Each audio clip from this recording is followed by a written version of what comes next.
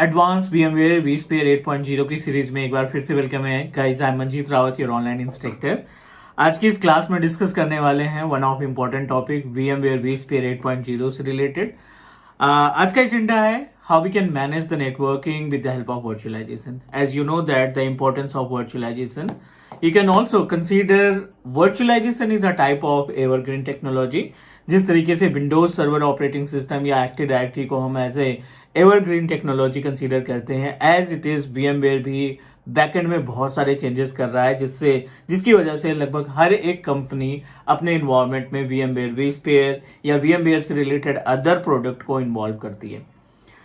चलिए, अभी तक इस प्लेलिस्ट में आई थिंक हमने 6 to 7 वीडियोस अपलोड कर रखी है। मींस वर्चुअल मशीन से रिलेटेड डिस्कशन हो गया है। लास्ट कंटेंट हमने कवर किया था शेयर स्टोरेज का, जिसमें ISKG और NFS के थ्रू हमने डेटा को कनेक्ट करके या फ्री स्पेस को शेयर स्टोरेज से लॉजिकल यूनिट की तरह से कनेक्ट करके हमने ESXi में VM को स्पेस असाइन किया था।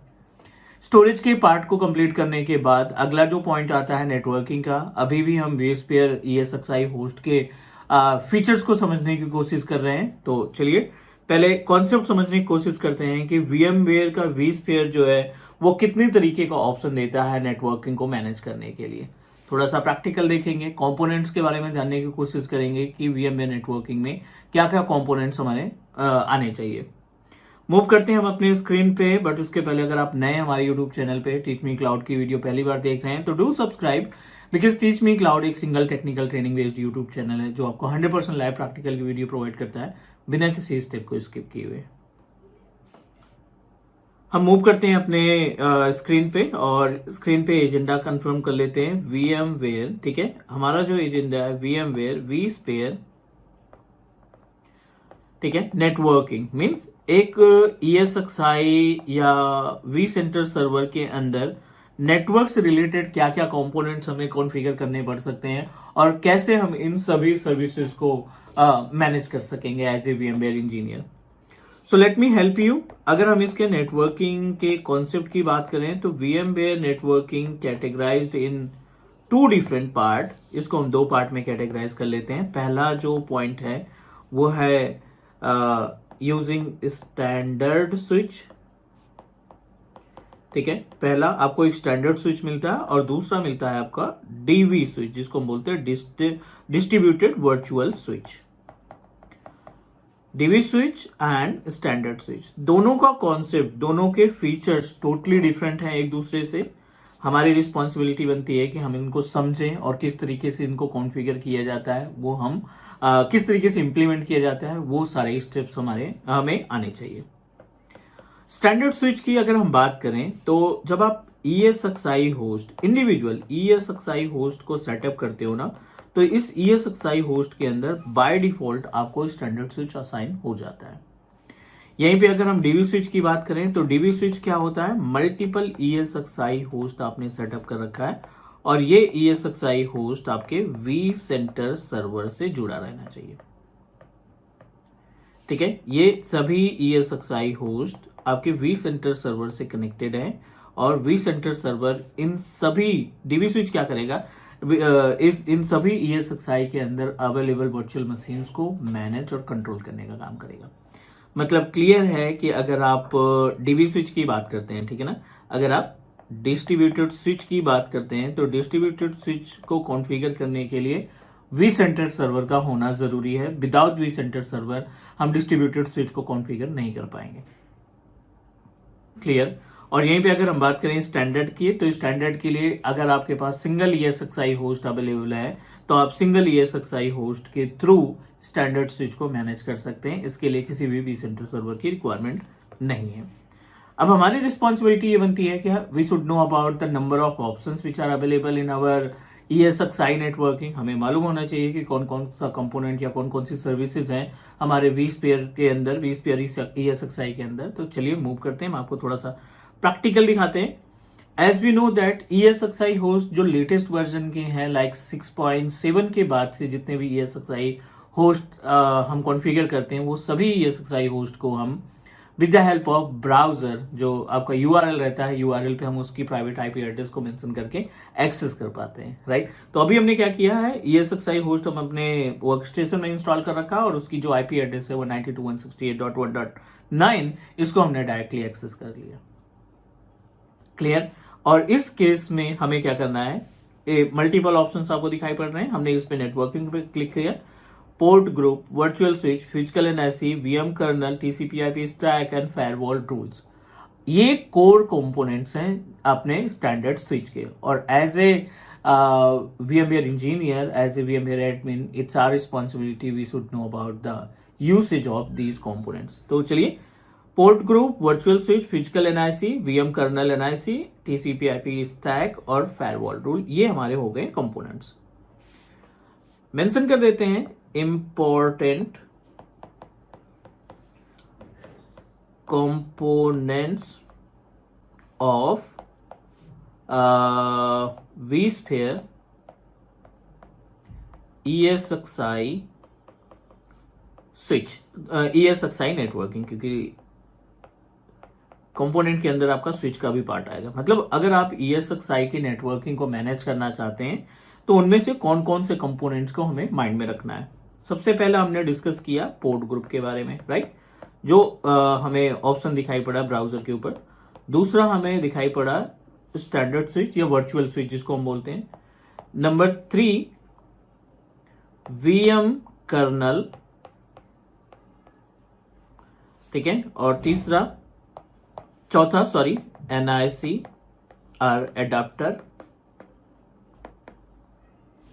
पांचवा TCP/IP स्टैक। नंबर 6 पे the another point firewall rules, ठीक है। ये सभी पॉइंट्स हमने देखे अभी कहां पे, एक बार फिर से हम ओपन कर लेते हैं।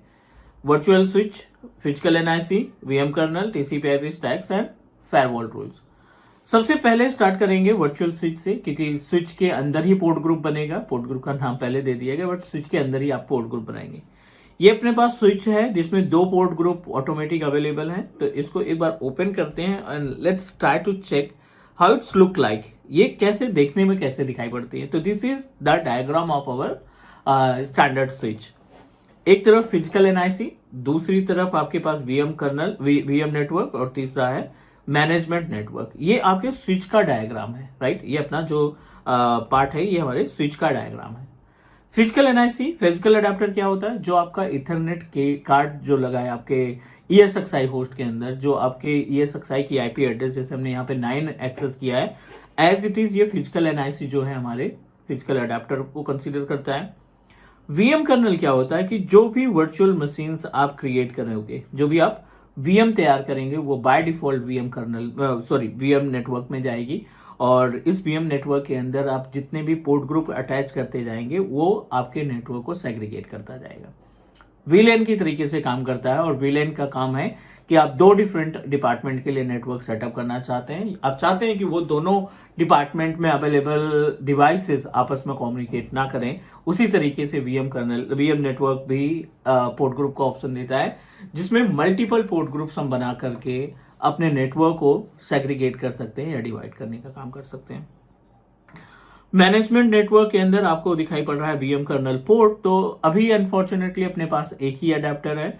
इसी अडेप्टर से हम वर्चुअल मशीन्स को इन और आउट मीन्स उससे जो आरडीपी है उसका एक्सेस लेंगे, या उसमें कोई डेटा आपको आउटसाइड फिजिकल डिवाइस में कौन ट्रांसफर करना है तो सेमी नेटवर्क अडेप्टर का इस्तेमाल करेंगे, सेमी आईपी एड्रेस का इस्तेमाल करेंगे। लेकिन रियल इन्वायरमेंट में वीएम कर्नल पोर्ट्स आप अलग से लगाएंगे, जो आपके शेयर स्टोरेज को मैनेज करने का काम करेगा।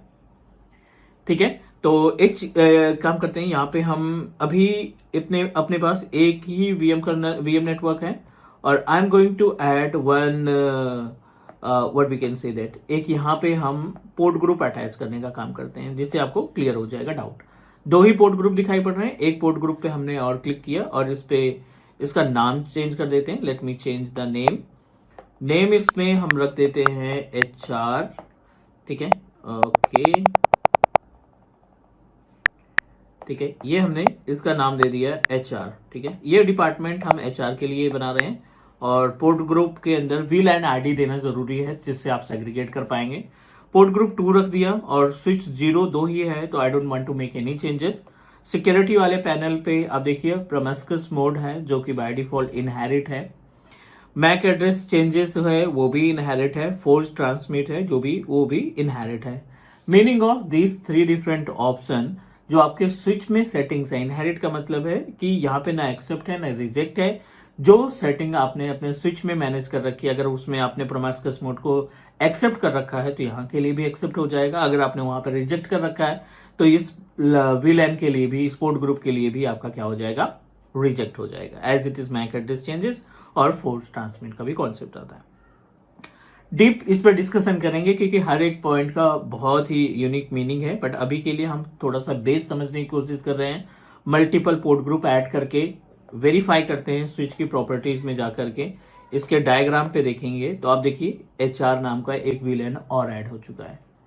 इट मीन्स दैट अगर आप कोई वर्चुअल मशीन क्रिएट करते हैं, मान लीजिए अभी HR के अंदर कोई भी VM नहीं अवेलेबल है, और अगर आप अपने इन्वायरमेंट में एक वर्चुअल मशीन क्रिएट करते हैं, let me create one virtual machine. यहाँ पे एक हम VM क्रिएट करते हैं कोई सा भी नाम से, लाइक टेस्ट नाम से हम एक VM क्रिएट करते हैं।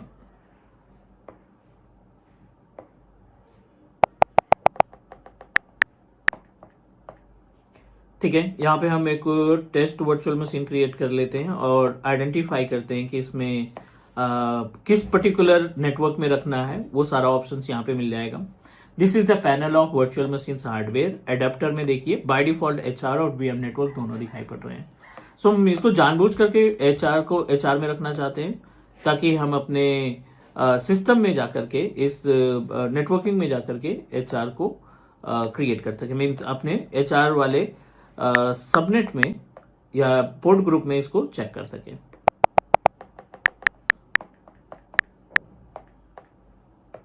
टेस्ट VM, यहाँ पे हमने ऑपरेटिंग सिस्टम सेलेक्ट किया। लेट मी आइडेंटिफाई, कोई भी ऑपरेटिंग सिस्टम सेलेक्ट कर लेते हैं, हमें सिर्फ टेस्टिंग देखनी है। Okay, unfortunately we don't have a storage, तो यहाँ पे स्टोरेज ना होने की वजह से हम क्रिएट नहीं कर पा रहे।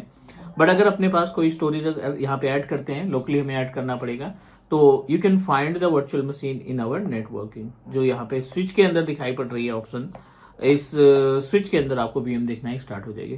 तो बेस है, अभी हम बेस की तरीके से इसको कंसीडर करते हैं और आने वाले टाइम पे इस पे मल्टीपल टास्क हम परफॉर्म करेंगे। बट उसके लिए हम not only the virtual machine, OS with operating system रखेंगे ताकि आपको नेटवर्किंग का और भी कॉन्सेप्ट प्रैक्टिकली बता सकें। चलिए, और भी नेटवर्किंग के अंदर बहुत सारे ऑप्शन दिखने वाले हैं। ये तो स्विच पोर्ट ग्रुप की बात हो गई। स्विच भी हम मल्टीपल ऐड कर सकते हैं as per the requirement. Multiple switch we can add. Physical NIC, एक ही नेटवर्क अडेप्टर है। आप VMware वर्कस्टेशन से जाकर के इसमें मल्टीपल NIC अटैच कर सकते हैं। VM कर्नल की रिस्पॉन्सिबिलिटी होती है, जो शेयर स्टोरेज आपने लगा रखा है उस शेयर स्टोरेज से आप अपने मशीन के अंदर जो कम्युनिकेशन है, जो आपका ESXi से कम्युनिकेशन है, वो डायरेक्टली VM कर्नल से आप कॉन्फ़िगर कर सकते हैं। TCP/IP स्टैक, जिसमें आप IP एड्रेस असाइन करेंगे, गेटवे वगैरह मैनेज करेंगे। फायरवॉल रूल, कौन सा इनबाउंड और आउटबाउंड आपको कॉन्फ़िगर करना है। It's a kind of logical firewall जिसमें हम अपने नेटवर्क के अंदर आने वाले इनकमिंग और आउटगोइंग दोनों तरीके की नेटवर्किंग को मैनेज कर पाएंगे। This is the basic concept related to the virtual network. उम्मीद है गाइस कि आपको समझ में आ गया होगा ये कॉन्सेप्ट, और आगे और भी पार्ट इसमें क्रिएट करेंगे, बट इतना आप तैयार करिए अभी के लिए। नेक्स्ट हम मिलेंगे अगली वीडियो में, डिस्कस करेंगे more about the VMware networking. And please do subscribe your on teach Me cloud YouTube channel, जिससे आप वर्चुअलाइजेशन की सारी चीजें देख सकते हैं। आपको जब भी नई वीडियो आएगी नोटिफिकेशन में आपको इन्फॉर्मेशन सेंड हो जाएगी। Take care guys, bye bye. Next मिलते हैं अगली क्लास में, तब तक के लिए बाय बाय।